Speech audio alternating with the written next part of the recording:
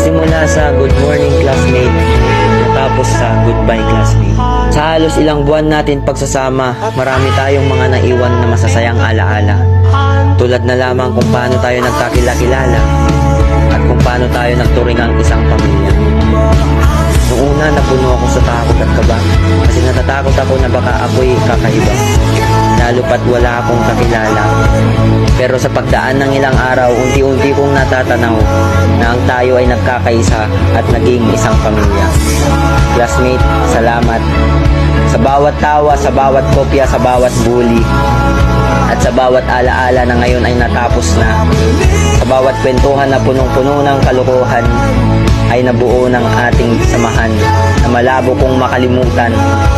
Paalam sa mga nawalan ng ballpen, paalam sa mga papel na binigay natin na kahit ang totoo ayaw naman natin magbigay. Paalam sa mga chicherya na baon ng isa pero pagkain ng buong barkada.